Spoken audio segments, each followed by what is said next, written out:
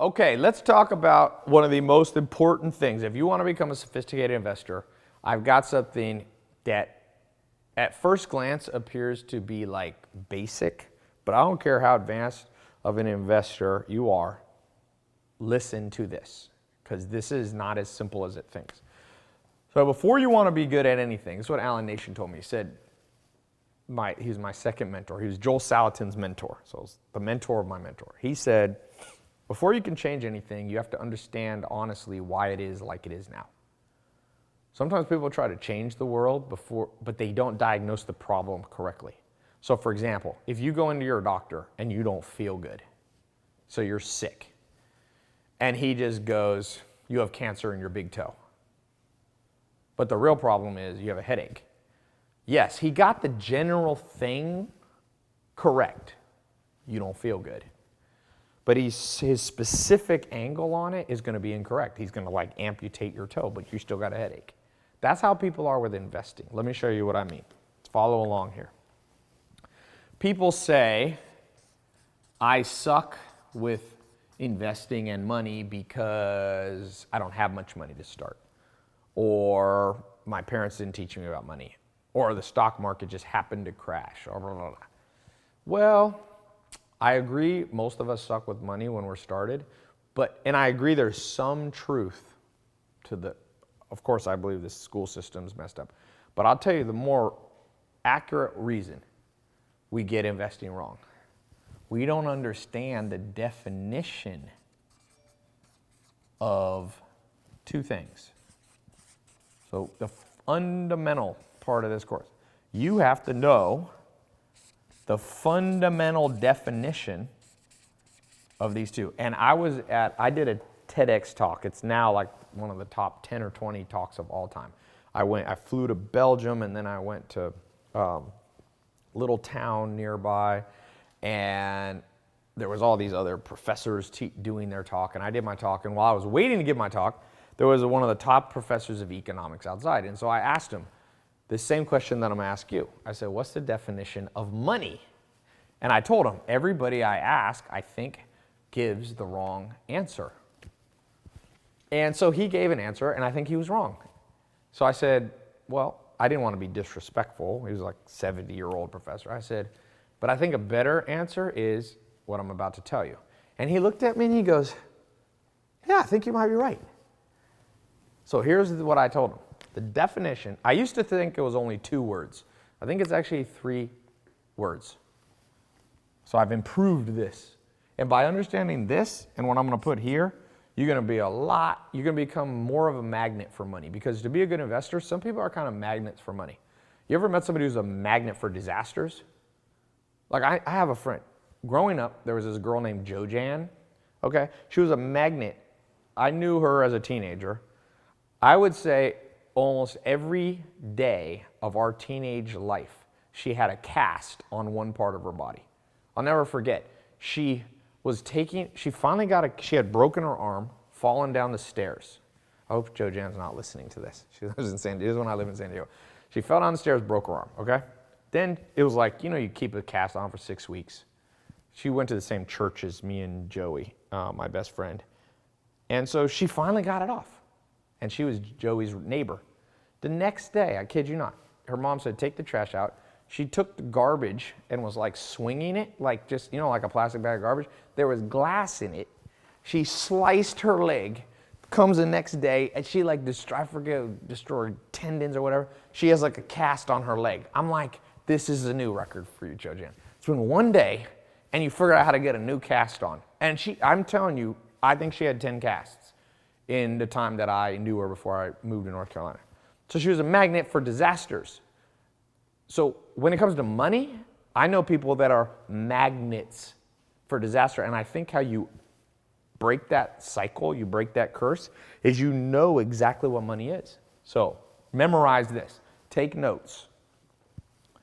Money equals scarce, in demand, this is a key word, resources. Now, investing, we're investing money. So what are we really investing? We're not really investing money. Money. This is money right here. It's 10 G's, okay? It's cotton. It's actually a $100 bill is not $100 of value in cotton. It's a medium of exchange, right? But it has an underlying utility. And that's why we say money, for it to be money, it has to meet all three of these definitions. It has to be scarce. What happens if the U.S. economy and the Federal Reserve prints too much money? Inflation. I was just down at a conference. Where was I? And somebody handed me an actual dollar bill, but it wasn't a dollar bill, from I think it was Zimbabwe, Africa. And they now print $1 trillion bills. And it's worth $1. That's called inflation. They printed too much money, and now you need $1 trillion to buy a candy bar or a Big Mac or something. My grandma was born in 1918, February 20th, 1918. World War I was still going. Right after World War I, when Germany surrendered in the armistice, there was a big recession in Germany. My grandma said she grew up eating carrots, carrot soup for breakfast, carrot soup for lunch, carrot soup for dinner. There was no food. And she said, you know what happens, Ty? You turn orange. She said, we all turned orange, like, what is it, Veruca Salt or whatever on Willy Wonka, where she turned purple or whatever. That happened to my grandma. And the reason was Germany printed so many, I think it was Deutschmarks or whatever it was, that money became valueless. People would take wheelbarrows of money. You'd get paid at work. And you'd try to run to the bank fast enough that it was still worth money. Okay, that's inflation. So good, for things to be good investments, for things to create money, they need to be relatively scarce. Apple stock. Apple may be the first company that ever becomes worth $1 trillion. So if you want to buy Apple stock, one of the principles you have to understand is that there's a limited amount of Apple stock. They cannot print. Now, they can do what's called a stock split, but that's just like taking a cookie and doing it in half. It doesn't change the value. But if Apple every day released 1 billion shares, 1 billion shares, 1 billion shares, 1 billion shares, then Apple stock would be worth eventually zero. So the first rule as an investor for you to become sophisticated, understand that for things to be good, they have to be scarce. That's why sometimes when I hear people are going to start a business and they go, oh, I don't know if I want to do this. It's kind of hard. Not many people know how to do it. I'm like, no, that's a good one. That'll probably be a magnet for money. Remember how I said you can be a magnet for disasters and poverty? You can also become a magnet for money by just understanding things need to be scarce for them to turn into money. Money equals scarcity. But scarcity in of itself is not valuable. For example, I could make a piece of art right here. Okay? And I could say, oh, I was in Ty's course. There's only one of these in the world. It's scarce. Therefore, I'm a magnet for money. I'm a sophisticated investor. Nope. Because notice I put other words there. This is true. This is scarce. There's only one. Horrible drawing like I just did. There's only one. But is it in demand? Have you ever met somebody who goes, you know what would make my day better? If this was hanging in my living room. No, there's no demand for this. Why? It's not valuable. It's not interesting. Now, Pablo Picasso, if he had drawn like this, it'd be in demand just because of his name. Sometimes you see certain art and you're like, wait a second. This is not valuable because it's scarce. It's valuable because people demand, I want a Picasso. Okay, but I am not an art. If I put my name here, Ty, I have zero street cred in the art world. So this is exactly worth $0. I promise you. If you take this, you try to invest this, you go talk to people and say, yo, I got something for you.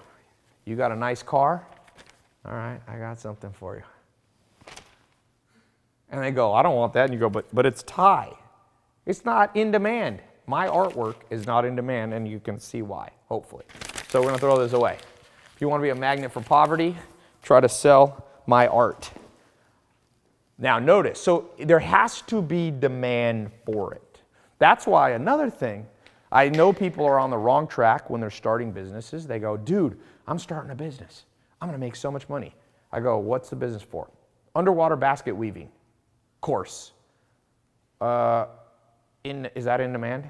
Have you ever met a human that woke up and said, you know what's missing in my life? I demand a course on underwater basket weaving. No, there's no demand. Therefore, ipso facto, it's not going to translate into a good investment. It's not going to translate into money. Then lastly, what do I mean by the word resources? Well, this is the easiest word to understand here in some ways. Resources, it's somewhat related to in demand, but in general, the things that make money have actual usefulness. Okay, let's think of the largest company in the world. Right now, it's Apple. It's the largest company in history. Now, is this iPhone a resource to me? Is it useful, is another word? Well, yes. I now no longer need a laptop. I no longer need an office. If I'm traveling the world and I need to do business, I have this resource.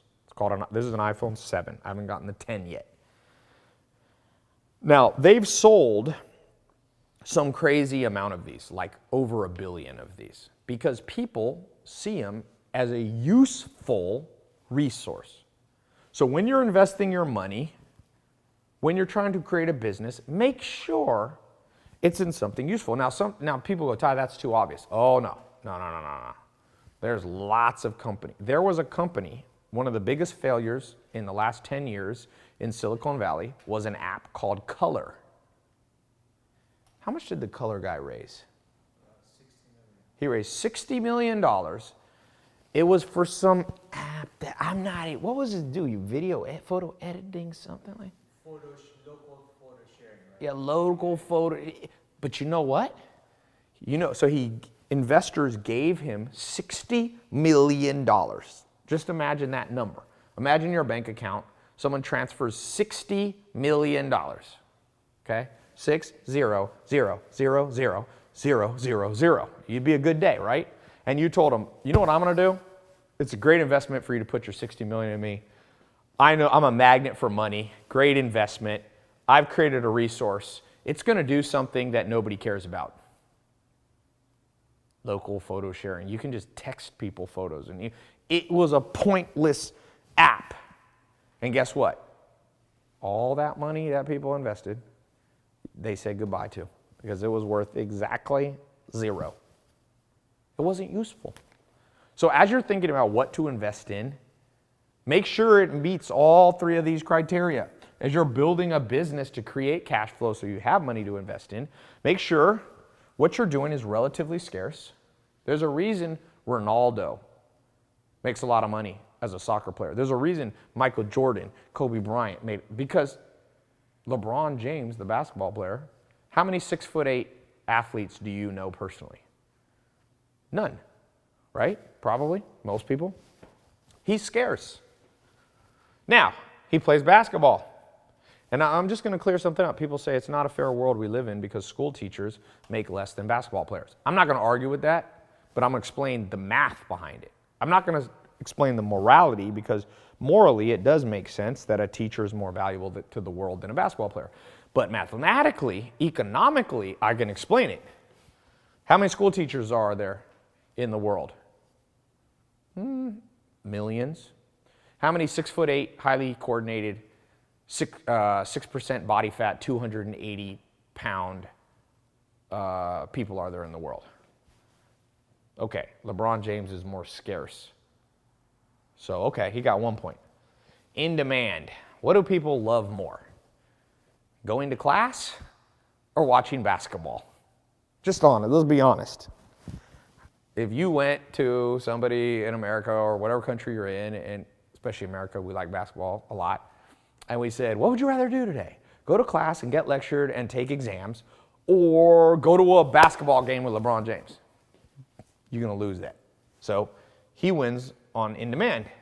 Now, resources, what's more useful, a school teacher? Okay, so maybe a school teacher is more useful than a basketball game. But he won 2 out of 3. He makes more money. And trust me, you can run this exercise through everything. Apple, why is it the most valuable company in the world? Did you know, have you ever used other phones besides Apple? I mean, I'm not trying to be an Apple evangelist because I don't like Apple laptops, by the way. But this phone, I have friends that have these Samsungs, and I'm like, why don't you just have an iPhone? This thing is better resource. It works better. I see them trying to do it. It's such a great, useful resource. Phones are in demand, and it's scarce. There's no other thing designed like this. People have tried to copy it. They got trademarks on it. They have patents on it. You can't even copy it legally if you wanted to.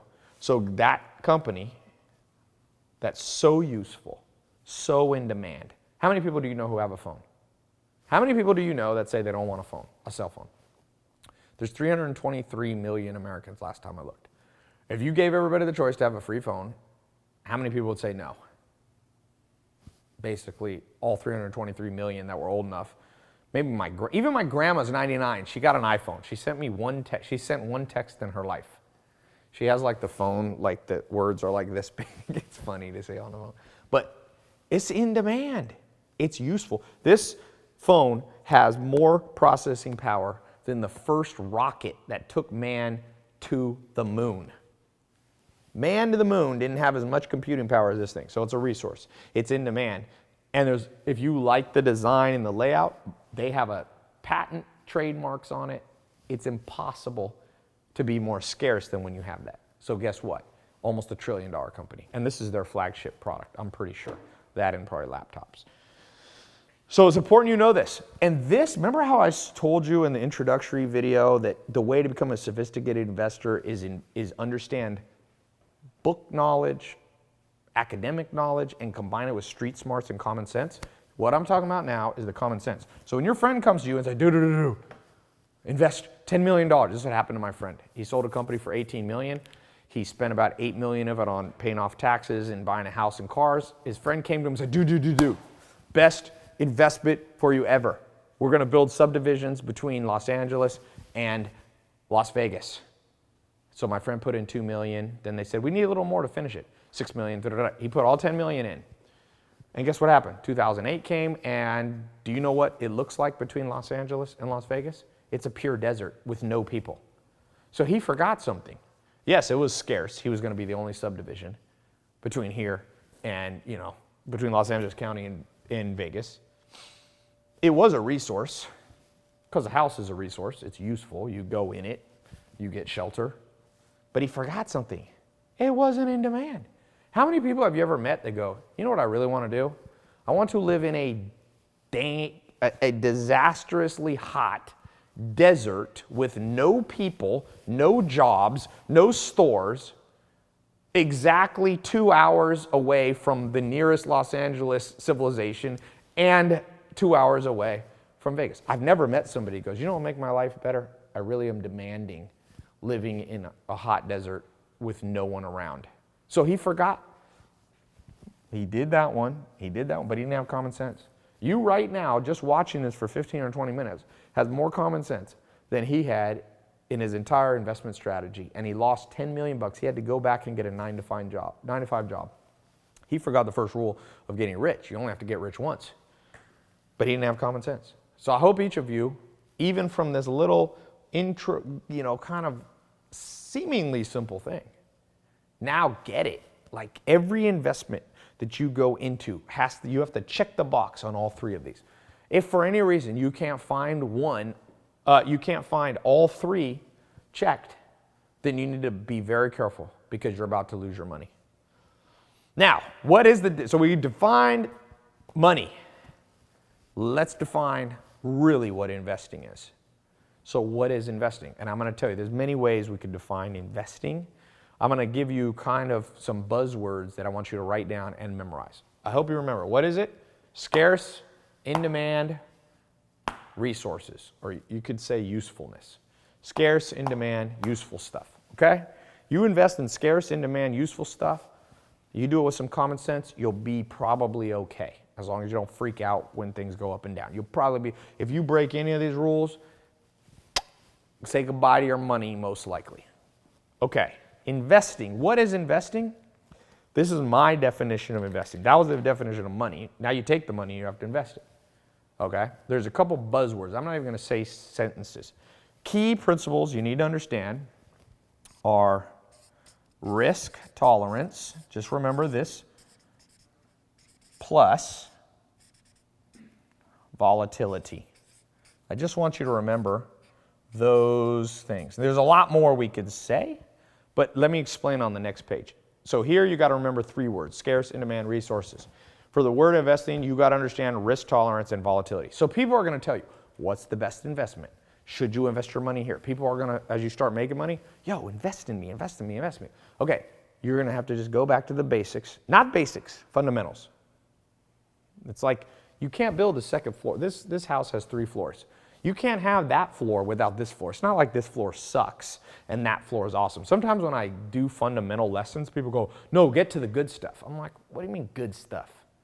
This bottom floor of my house is definitely just as good as up there. So don't overemphasize day trading Forex stuff, which is the 8th floor of a house, and you forget to build a bottom floor. This is the best floor. If I could only have 1 floor in my house, it would definitely be this one, because if I take this floor out, that one falls down. So please, some of you, I'm telling you, you get a little ahead of yourself and you're like, no, I'm too sophisticated for this. No, the greatest basketball players in the world are good at free throws, basic. First graders can shoot a free throw. They're good at rebounding, they're good at assists, they're good at defense. They might not be able to do a 360 windmill dunk. The best soccer players in the world have great ball control. They might not be able to do, one of those axe kick reverse, but they're still good at soccer and football. So with investing, you don't have to be able to win the dunk contest. You don't have to be able to do it, but you got to be able to do this. So here's what I mean. Let's break these down. We got risk tolerance and we have volatility. So the second you think of investing, think of this. Here's what I mean. Let's break these down real quick. So risk tolerance is about you. Oops, that's an L. That's about you. Meaning the only person in the world who can answer that question is you. Volatility is about the world outside of you. So here's what I mean. Something can be a bad investment for you and a great investment for me. Give you an example. If you only have $1,000 left, okay, and you invested in raw land, I think you made a mistake. Because raw land's the riskiest kind of real estate to invest in. And if you put 100% of all the money you have left over, you're not understanding that you can't take that much risk. You cannot take all $1,000 that you have and put it in the riskiest type of real estate. But for me, at this point in my life, I can put $1,000 into raw land and I can take the risk because I have other money other places. So what I mean by this is personalized. You have to know where you are in life. To be a good investor, there's things that are bad investments for you now that 1 year from now will be amazing. Does that make sense? Now, what do I mean by volatility? This is completely unrelated. Oops. I forgot this. Volatility. This means that forget your psychology, forget where you are. How much does this freaking investment go up and down? Now, if you ever meet somebody that says this thing will always go up, you're talking to a moron. Run for your life. Name one thing that goes up that's never come down on planet Earth. Outside of the universe, outside of planet Earth, I don't understand. By the way, this program only pertains to planet Earth. So if you have a connection to an alien or the Andromeda galaxy, you can forget this course. But inside the confines of planet Earth, name something that's ever gone up that didn't come down. Mountains go up through seismic activity, and they come down, erosion. Every mountain in the world's coming down. Every time it rains, water is a universal solvent. Mount Everest is smaller now than it was yesterday. Everything that goes up must come down. Laws of entropy, laws of gravity, laws of physics determine that. Everything that goes up must come down. Of the first companies ever on the stock market in the 1800s, okay? The original, what's called the DJIA, Dow Jones Industrial Average. Which of those companies, how much of those companies still exist? Only one, General Electric, GE. And guess what? It's been going down. 2001 I worked for, or 2002 I worked for that company. It was the largest company in the world. Not anymore. What goes up must come down. And every other company from the 1800s no longer even exists. Kodak, the biggest brand in photography, 2012 ceased to exist. Instagram replaced it. Not completely, but it's no, Instagram sold for $1 billion the year that Kodak disappeared. What goes up must come down. So if you meet somebody that goes, listen to me, I'll tell you a true story. My friend, Dr. Fresco, that you guys know, he came to me about more than 5 years ago. He said, yo, man, listen to me. I got a buddy down in South America. I need to borrow $150,000 from you, Tai. This was on a Monday. I'll never forget. It's when I lived in Raleigh, North Carolina. I said, dude, give me 150 grand, and on Friday, I'll give you double the money back. I said, what are you talking about? He goes, my friend down in Buenos Aires, Argentina, said that if I give him 150 grand, he'll give me 300 grand back, and I'll give it all to you, or whatever. We split the profit. I forget what it was. I said, what are you talking about?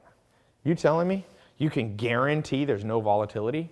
You can guarantee that from Monday to Friday it will go up? I said, now Herman's very smart. Remember I said you have to have a combination of intellectual and street smart? So I got a lot of street smart because I didn't go to college, but he has a PhD in molecular neuroscience. Very smart guy, valedictorian of the entire New York State school system. #1 student in the state of New York. New York State is bigger than most countries. He was the #1. Double major. He's the fastest PhD to graduate in molecular neuroscience in the history of the United States. So we ain't talking about a dumb guy, but he didn't understand the first floor of investing. So he just said, oh yeah, anybody who tells you, by the way, an exact prediction on when it'll go up, like Monday, give me till Friday, automatically they have no street smarts and they're about to lose his money. So I told him, listen, dude, I'm not giving you 150 grand because you're going to lose the money. And it's going to strain our friendship because I'm going to be like, so I gave him, I'm pretty sure I gave him either 10 or 20 grand. I said, just take this money. You ain't never going to be able to pay me back, but I know you have good intentions, but I don't believe in this scheme that your friend has in Argentina. Sure enough, Friday came. Oh, by the way, Herman went out and talked to 10 other people and they gave him 150 grand. I gave 10, he got like 4 people to give him money. Come Friday, I call, yo, and I knew the answer. I'm like, how'd this thing go? He goes, oh, I just got a call from my friend in Argentina. He said he almost has the 300 grand, but he needs till Monday. I said, oh, here we go. Here we go. Monday comes. Dude, Tai, I don't understand. He's not answering my phone call. I said, well, do you know this guy? He's like, dude, childhood friend. My mom's best friends. We've been friends since 5 years old. There's no way he'll rip me off. I said, well, it's not just ripping off. Other people are stupid. And when stupid joins up with stupid, you get stupid. So maybe his friend wasn't trying to rip him off, but they were going to import TVs from the United States to flat screens. It was one of these ideas of like, is that scarce? Yes, flat screens aren't scarce anyway. They had flat screens in Argentina. It was some weird idea. Sure enough, it has been 5 years. He has never seen a penny of that money. My common sense meter went off. My spidey sense went off. I said, dude, anybody who tells you there's no volatility in things is not an investor, is not on the wavelength you need to be. All things go up. Bitcoin, mark my words, it's going to go up. I don't know when it's going to stop going up. It will go down. But you don't need to fear down because maybe you want to buy when it's down. We'll get into that later. You don't always have to fear things going down because then you buy more. People fear real estate going down. I'm like, I'm waiting for real estate to go down. Once you become a sophisticated investor, you think exactly opposite of 99% of the planet. You want the stock market to go down. Wouldn't it be great if there was volatility in cars?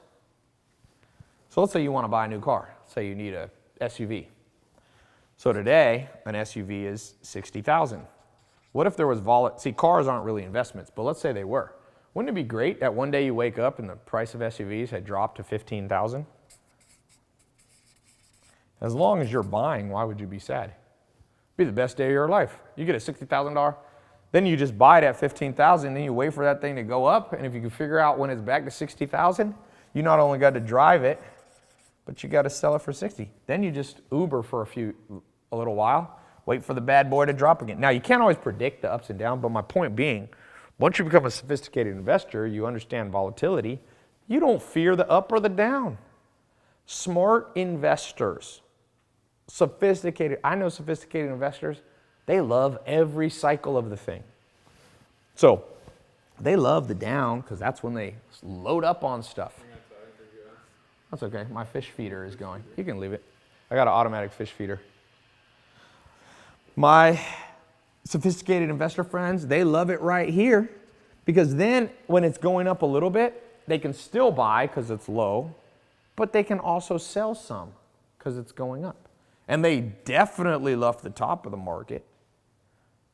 And then they love it dropping again because now they buy all the way down. And even if they don't perfectly time the market, they got the right direction going.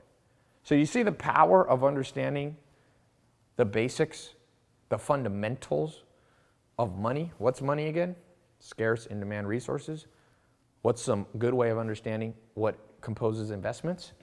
Risk tolerance, how scared you are, and volatility. Okay? I'm going to talk about one last thing. I want to go back to this for 1 second. My fish, you can hear having a feeding frenzy. I have one bully fish. He like eats more than all of them, and he knocks them all out of the way. That's why he's so big. He's like an American fish. Come on, bud. Stop. You guys live together. They live together every day for years, and they still fight each other. It's just like humans. They don't get along. Okay. So last thing, I want to talk about risk tolerance. So let's talk this last thing before we close. Risk tolerance, I want to get in that a teeny bit more. Think of it this way. You can think of it as a triangle, or you can think of it, maybe we'll do it this way this time. Here's a 1, and here's a 100. Okay? I don't know where you are. I want you to answer as part of your homework. 1 means if you lose 1 penny, you can't sleep and you have basically a heart attack, conniption fit. Okay? 100 is you can go to Vegas, take your entire life savings, put it on the roulette table, spin the dice, and if you lose it, you go, it's okay, let's go grab some food. So I want to ask you, on the risk tolerance, how much risk you can handle, are you a 100? You're a Vegas person? Or are you a 1 and you're hyper conservative with your money? Now, where are you? 1, 2, 3, 4, 5, 6, 7. I'm going to show you a little trick here that they should have taught us in school that I've never seen anyone teach anybody, but I'm going to show you. Let's just say, just name your number in your head, okay? 1 to 100, be honest. How much are you, if you lend a friend $100 and they pay you back $1 or 0, does it really bother you for a prolonged period of time? If so, you're probably more conservative. I'm definitely more this way. When I first started having money, I remember over 10 years ago, I had like $250,000 cash, or a little more than that, maybe 400,000 cash. And a friend of mine's like, dude, I'm in North Carolina, I'm gonna build a house, you put the cash in, then I'll refinance the house and give you your money back plus $20,000. So he asked for 42 grand. So I said, sure, 42 grand. Now I knew in my head, good chance when you lend people money, you never get it back. Sure enough, it's been over 10 years. I've never seen even 3 cents from that. But you know what? I'm probably a 70. So it bothered me for like 1 week and then I forgot about it. Like I literally will go 1 year with forgetting about it. So that's a good litmus test. 50 is like, you're kind of on the fence. It bothers you but doesn't. So most people, I would say either 1s, 30s, 50s, 70s, or 100. Just know yourself. Now, here's what you do with that number. You take the total amount of investable money you have, and I'm going to talk about that in a second, what that is. Let's say you have $10,000 left over in the bank that you don't need to pay your daily bills, your monthly bills. Take the 10 grand, and let's say you're a 30. Okay? You just do 10,000 times 0.30. Make sure you add the decimal in your calculator. Or 30%, it's the same thing. Which equals $3,000. This, and we'll be talking about this a little later, that's your true investable amount. It's not the full 10,000. Now, if you're me, I'm at probably a 70. 10,000 times what? Remember I said put the decimal, 0.70, put it in your calculator. It comes out to 7,000. So I have my risk tolerance, if I have 10,000 in the bank, allows me to put 7 grand into investments, knowing they could come up and down. But if I lost it all, I wouldn't have a heart attack. Okay? Know yourself. Now, this is an approximation formula. It is not an exact science because psychology is not exact. The brain's too complicated. But I want you to err on the conservative side. So if you think you're a 50, go to a 40. And this is going to help you in this program because some of you are going to forget this part. And guess what you're going to do? You are going to get a 10,000 and you're going to put all 10,000 in something. And then it's going to go down. Maybe it's stock, maybe it's gold, maybe it's Bitcoin, maybe it's real estate. And you're going to have a heart attack and send me an email going, Tai, I'm having a heart attack. What can I do? And I'm going to say, watch this video again. Please understand risk tolerance. Very simple, one more time. Between 1 and 100, what are you? If you have if you're a 40, add a decimal. Take your $1,000 in the bank that you have left over times 0.40. That means you can invest $400, no more.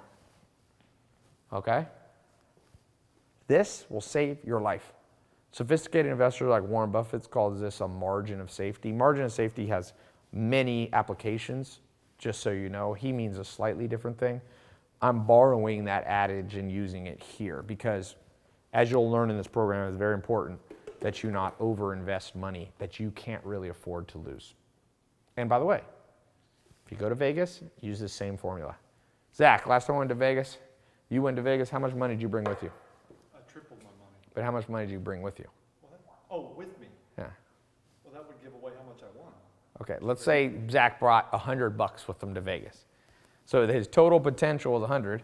He has to know his Vegas risk tolerance. How much, if you bring, let's say $1,000, Zach. If you bring $1,000 to Vegas, will you have a heart attack if you lose all 1,000? Not a heart attack. But you won't feel good. No. What's the amount on a 1 to 100 scale? Okay, this is the percentage you're okay with losing and not really losing any sleep over it. On gambling or on the hookers? Gambling. No, don't say that. $1,000. Yeah, I mean. 500 bucks of it? Yeah. Okay, so Zach just said for Vegas, he can use this formula. He brings $1,000 to Vegas. If he loses 50% of it, he won't have a heart attack at night. So he would just do in his calculator 1,000 times 0.50, 50%. So that means he should really only bet $500 because especially in Vegas, there's a good chance you'll lose all that you put on the table. Now in investments we'll get in later, you can make this a more complicated formula by going what are the odds that you'll lose the money, blah, blah, blah. This formula, you can get very mathematical, but this is just a great approximation. Zach should put $1,000 in his wallet, drive to Vegas. He can drive by my friend's failed building. I think it's gone now. I think the sand has blown over his $10 million real estate investment. Takes that, but he should really only put $500 in his pocket when he walks down to the blackjack table. And then he can feel free to go crazy with it, double down, bet, put it all in on one hand, because worst case, he knows he got that $500. That's his margin of safety up in the room. Start thinking this way and you'll be a better investor. So, final thing, your homework here. Notice each lesson you're going to have to unlock the next lesson, you need to answer something below. I want you to answer one simple thing. We've talked about a lot of stuff. What is your number, 1 to 100, and what is your amount right now, total amount, not counting money needed to pay rent, not counting money, but extra money, and I want you to just do the math. This is the simplest homework ever, below.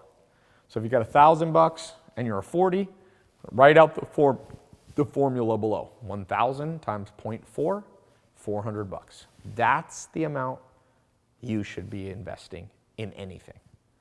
Keep the other $600. If you're a 80, and you got $6,000, you do 6,000 below, write out the formula, 6,000 times 0.8, which is $4,800. That's what you can put in various investments that you'll be learning throughout this program. Okay? So finish that up, and we'll see you on the next lesson.